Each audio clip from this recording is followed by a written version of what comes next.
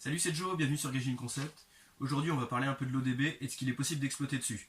Donc vous l'aurez deviné, on va pas bosser sur la TA22. Bon, alors pour ceux qui avaient suivi, j'ai un autoradio double DIN depuis un paquet d'années déjà.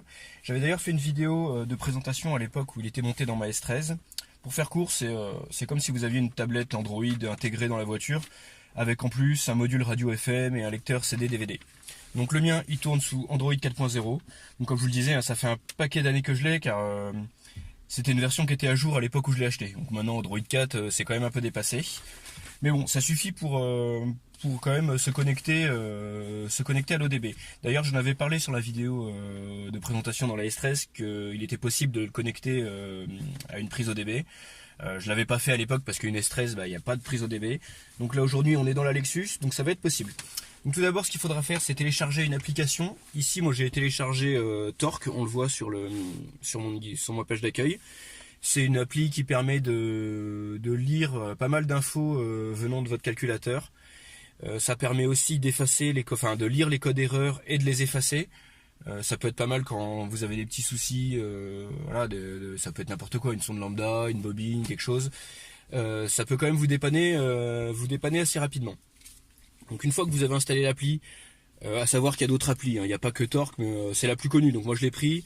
Il y a deux versions de l'appli. Il y a une version light qui est gratuite et celle-ci, moi j'ai la version pro qui est payante.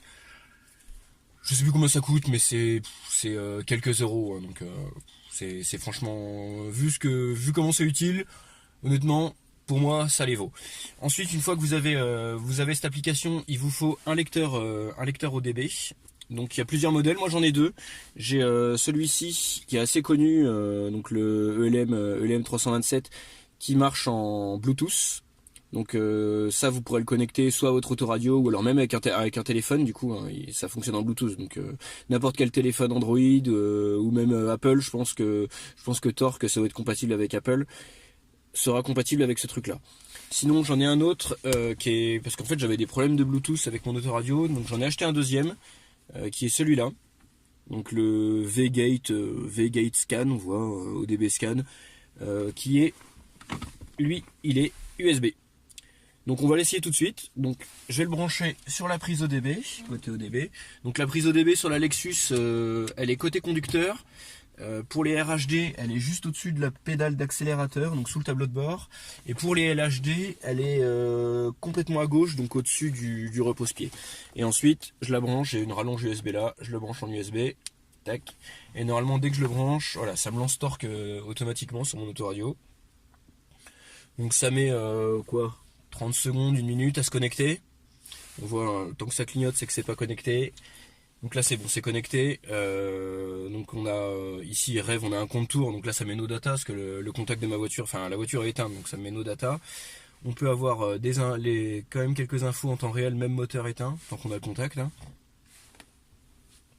Par exemple là on voit que c'est écrit connecté à l'ECU en haut à gauche, je sais pas si vous voyez. Donc là par exemple, c'est ce que j'avais paramétré ça vite fait. Donc là on a un contour, une de mes sondes lambda, donc celle-ci je sais plus c'est laquelle, je pense que c'est une sur le collecteur. Température du liquide de refroidissement, on voit que la voiture est pas totalement froide puisqu'elle est à 37 degrés. L'avance à l'allumage, de toute façon le moteur est éteint, donc c'est l'avance à l'allumage au démarrage. Ici c'est la position de la pédale d'accélérateur. Alors c'est marrant parce que là j'appuie sur rien, je suis à 15%. Et en fait, si j'ai mes pieds au plancher, hop, je monte qu'à 79%. Donc après, je sais pas trop comment c'est calibré, mais voilà. Et on voit quand même que c'est assez réactif. Et là, je donne des coups de gaz. Bon, il y a un petit lag, ouais, il y a un léger lag. Par exemple, là, je repose. Attendez, on va essayer en direct. Donc là, c'est à 0.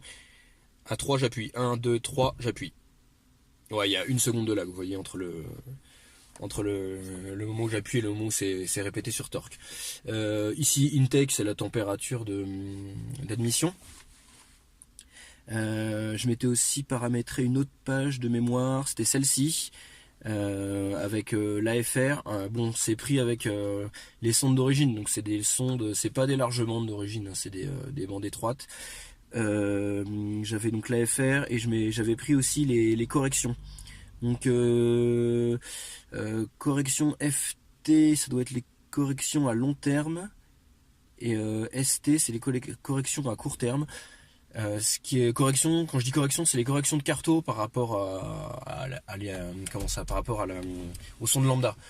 Donc ça m'a permis de voir si je tournais pas trop pauvre suite à ma conversion éthanol, parce que j'ai converti la Lexus à l'éthanol avec une méthode pas très orthodoxe, on va dire. On en parlera sur une prochaine vidéo. J'ai suivi un tuto d'un pote.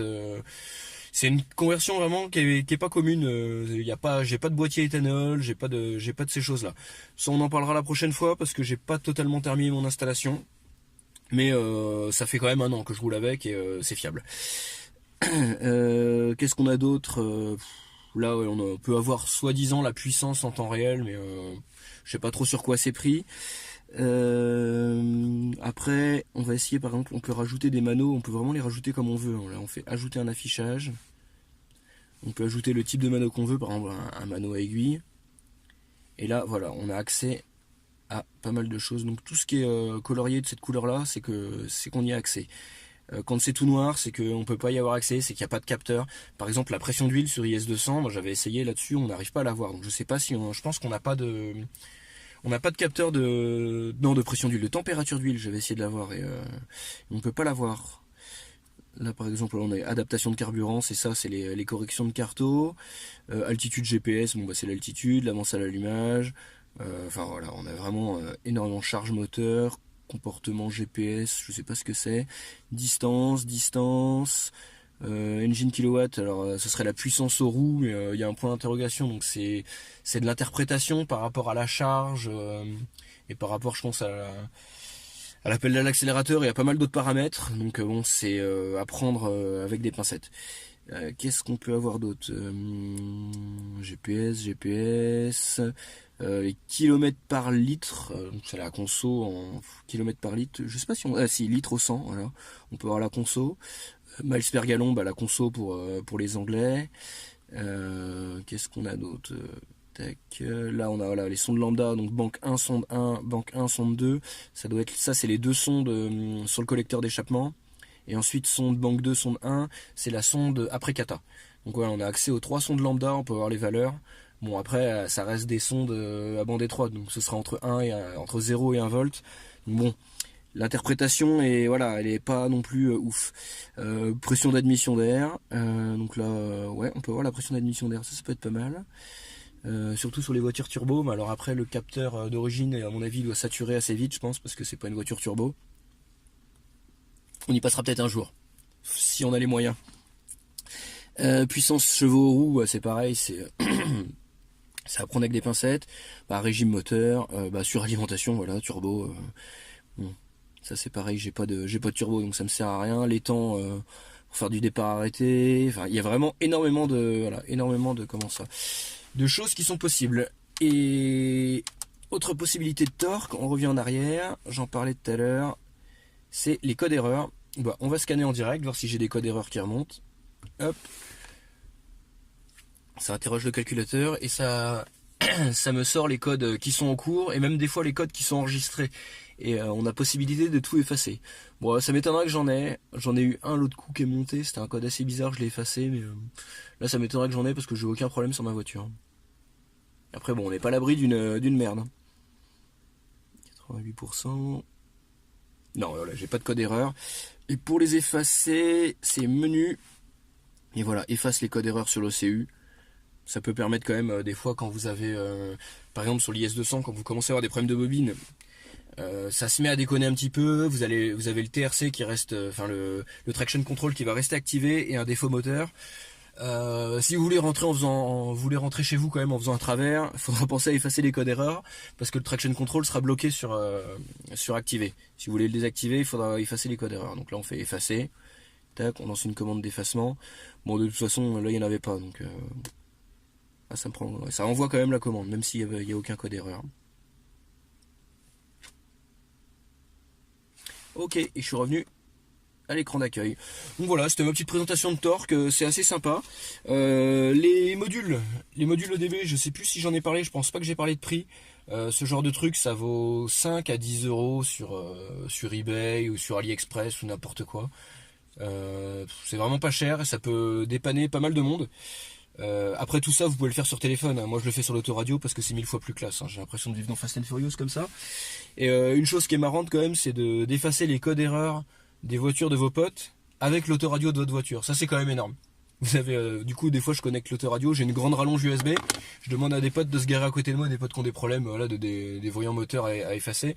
Ils se garent à côté de moi, je prends mon machin, je le branche en USB, je passe le câble par la fenêtre, je branche ça à la voiture d'à côté et j'efface leur code d'erreur depuis mon autoradio.